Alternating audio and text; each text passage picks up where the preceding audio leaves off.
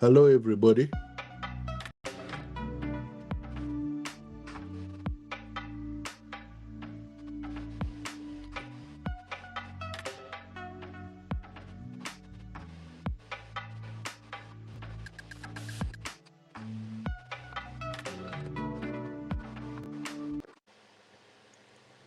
This is Issues of the Day Weekend Intelligence Brief. I had released an earlier version and I had some technical issue, but now I'm back, so I'm going to delete that one. This is the correct full Weekend Intelligence Brief. Saturday to Sunday, 4th to 5th July 2026.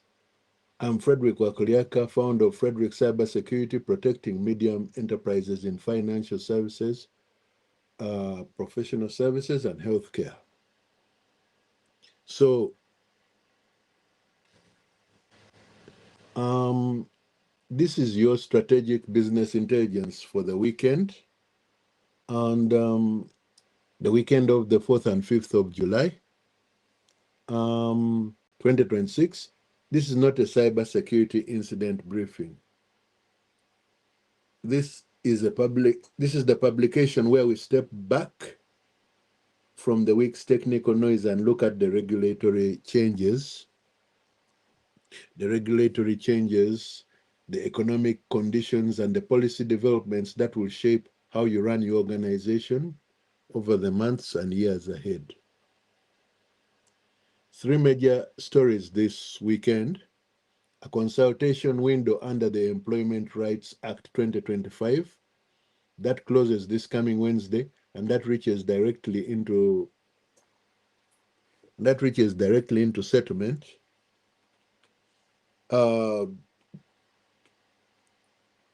It reaches directly into settlement agreements.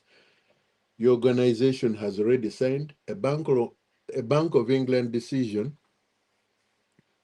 where the headline rate did not move, but where the balance of opinion inside the committee moved in a direction every finance director needs to understand. And a European compliance deadline that arrives in exactly 4 weeks, one that most UK businesses with any European exposure have not yet mapped against their own systems. If you are watching in YouTube, please subscribe. The full written edition is on LinkedIn. So let us begin. Story 1. The NDA consultation closes Wednesday. It reaches into contracts you have already signed. 3 separate consultation and evidence processes under the Employment Rights Act 2025 converge on this exact period.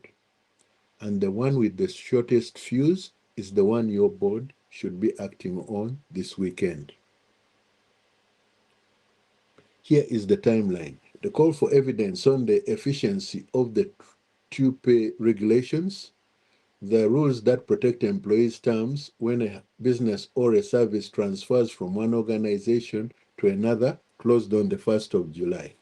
That window has already gone. The consultation on preventing the misuse of non-disclosure agreements in cases of workplace harassment and discrimination closes on the 8th of July, this coming Wednesday. And the consultation on zero and low hours contracts covering guaranteed hours, reasonable notice of shifts, and compensation for cancelled shifts remains open until the 25th of August. The NDA consultation is the one that matters most immediately, and it matters for a reason that is easy to underestimate if you treat it as an HR policy update rather than a live contract question. Government is proposing to render void any non-disclosure agreement that seeks to prevent a worker from disclosing or discussing harassment or discrimination they have experienced or witnessed. Listen carefully to what that means for you. This is not a forward-looking obligation that only touches the settlements you sign after the regulations come into force. It is a direction of travel that calls into question the enforceability of confidentiality clauses already sitting in settlement agreements your organization has already executed. Agreements in your files today, agreements signed under previous leadership, if those documents contain clauses that would silence a worker in harassment or discrimination, the legal ground underneath them is moving. For a medium enterprise, this is a governance issue before it is a legal drafting issue. Your board carries the risk of relying on confidentiality protections that may not survive. Your HR function carries the operational question of how historic settlements are handled if those protections fall away. And your leadership team carries the reputational dimension because a clause that becomes void does not just lose its legal force. It becomes a story about how your organization chose to handle harassment and discrimination in the past.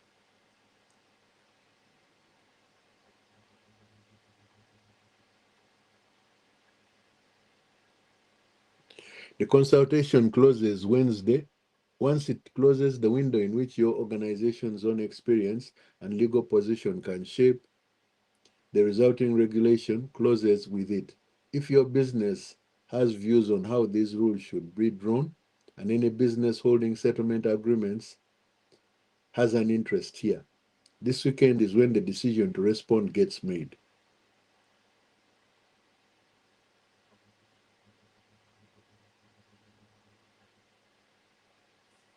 Two further developments deserve board level attentions while we are on employment law. Rules around minimum service levels for strikes were removed in December 2025. And since the 18th of February 2026, dismissing an employee for taking part in industrial action has been automatically unfair. From August 2026, trade union members will be able to vote electronically, not only by post, where the employer and the union agree. If your organization has union presence in its workforce, any industrial relations playbook written before December 2025 is out of date. Treat it as such. And keep the wider timeline in view. The larger tranche of change, unfair dismissal, protection from day one of employment, restrictions on fire and rehire, a higher bar for refusing flexible working requests, and the guaranteed hours right for 0 hours workers remains scheduled for October 2026 and into 2027.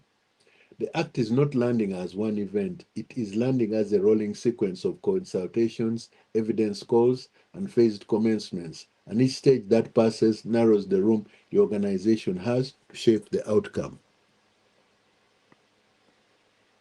The board action this weekend is specific.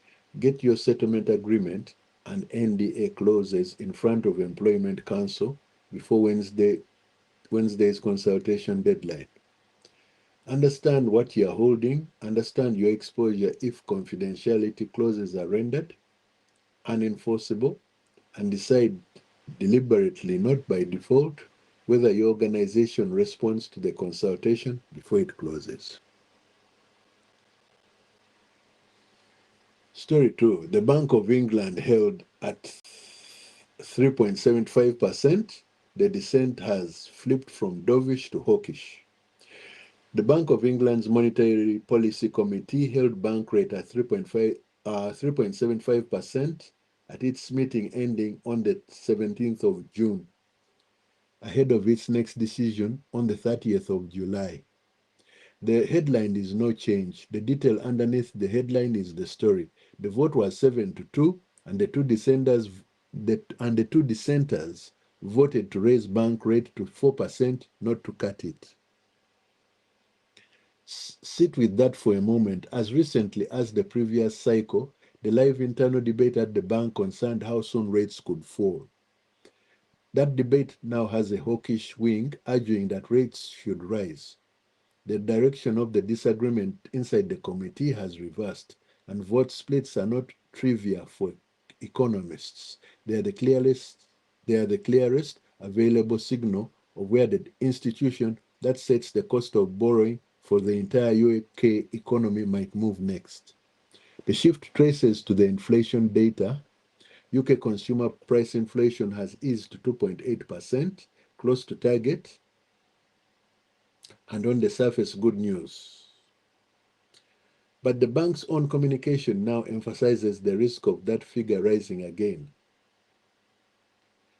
as earlier energy cost increases feed through into wages and prices. Global energy prices have retreated since the Middle East tensions that pushed them up, but they remain above pre-conflict levels, and they continue to move unpredictably. The bank is not looking at where inflation is, it is looking at where the pipeline pressures could take it. Three planning implications follow for your business. First, do not build your 2026 cash flow around a rate cut. A Reuters poll of 65 economists found nearly 40% now expect at least one rise, against only 6 expecting a cut. For planning purposes, treat 3.75% as a floor, not a ceiling. If you carry variable rate debt, a business loan, a revolving credit facility, a commercial mortgage, model your scenarios on the cost of that debt staying where it is or rising. Second, the next decision on the 30th of July comes with the full monetary policy report, the bank's complete quarterly assessment of the economy. That decision deserves a place on your board agenda in advance, not a mention after the fact. If the hawkish wing grows, the signal for the rest of 2026 changes materially, and your board should be positioned to read it in real time. Third, your energy cost exposure now cuts twice. It is a direct operating cost on your own account, and it is the very factor the bank itself is citing as the upside risk to inflation, which means it is also shaping the borrowing costs you will face. Your energy procurement arrangements, your hedging position if you hold one, and your exposure to energy intensive suppliers all warrant a review in this environment.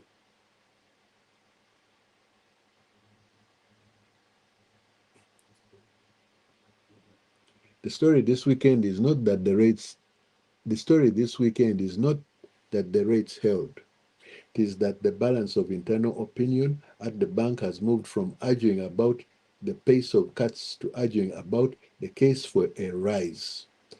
Plan for that world, and a cut becomes a pleasant surprise rather than a missed assumption. Story 3. The EU AI Act reaches full application in 4 weeks. Simplification is not the same as delay. The EU AI Act becomes fully applicable on the 2nd of August 2026, that is 4 weeks from this weekend. In May, the European Commission reached political agreement to simplify parts of the AI rulebook. That development led some organizations to assume the deadline itself had softened. It has not. Simplification of process is not removal of the obligation. The date stands and the obligations arrive with it. The deadline also sits inside a much wider European policy movement, the EU Tech Sovereignty Package, and understanding that context tells you which way enforcement is heading. The package has 4 named components: the Cloud and AI Development Act, addressing Europe's dependence on non-European cloud infrastructure, a CHIPS Act 2.0 on semiconductor capacity, a communication on European tech sovereignty, and open source strategy, and a strategic roadmap for digitalization and AI in energy. None of these replaces the 2nd of August deadline. If anything, the Cloud and AI Development Act compounds it because sovereignty requirements and AI certification requirements are increasingly read together by regulators and by the compliance teams of your European clients. If you serve European customers, their obligations flow upstream to you as their supplier. One more signal on enforcement direction. Ireland took over the presidency of the Council of the European Union on the 1st of July, and it has announced an AI summit in Dublin for the 14th of October. Read that as intent. The enforcement posture around the AI Act is likely to sharpen from October, not soften. So get ready for stricter rules. So here is the question your organization needs to answer before the 2nd of August, which is a month away from us now. Which of your AI systems would a European regulator or a European client classify as high risk? And can you demonstrate compliance today? If you cannot answer that question, you are not alone. Most UK medium enterprises with European exposure have not yet mapped their AI systems against the Act's risk tiers. And to be clear about the reach of this, even organizations with no direct EU footprint are exposed through suppliers whose AI tools are themselves subject to the Act. Exposure travels through the supply chain in both directions. For weeks, 4 weeks is not a comfortable margin for an inventory and classification exercise that most organizations have not started. The board action is to assign clear ownership of your AI system inventory against the EU AI Act's risk tiers, with the completion date inside the next 2 weeks. Now, not by the end of the summer, inside 2 weeks. The organizations that commission that inventory now will know where their gaps sit before the 2nd of August. Those that wait will be answering the same question under FAWA's conditions. 3 stories, 3 decisions your board should take before the weekend is over. 1, get your settlement agreement and non-disclosure agreement clauses in front of Employment Council before Wednesday's consultation deadline, and decide deliberately whether your organization responds before the window closes on the 8th of July. 2, assign clear ownership of your AI system inventory against the EU AI Act's risk tiers with a completion date inside the next 2 weeks. The Act reaches full application on the 2nd of August, and simplification of the rulebook has not moved that date. 3, stress test your debt servicing and your cash flow against a scenario in which the Bank of England's next move is up, not down, and put that scenario in front of your board before the decision on the 30th of July.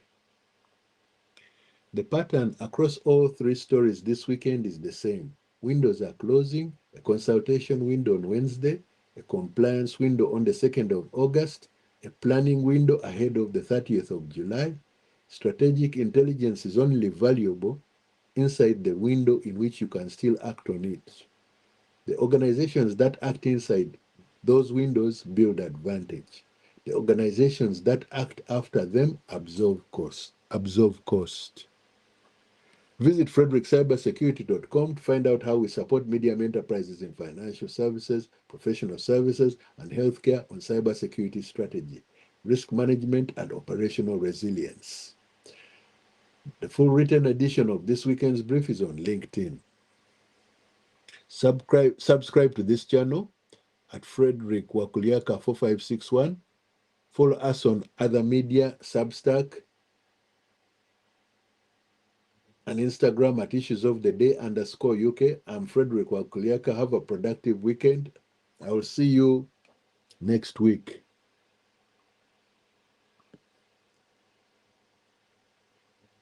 I will be back again with more enlightenment, and I hope you have a successful week. So with that, I would like to sign off.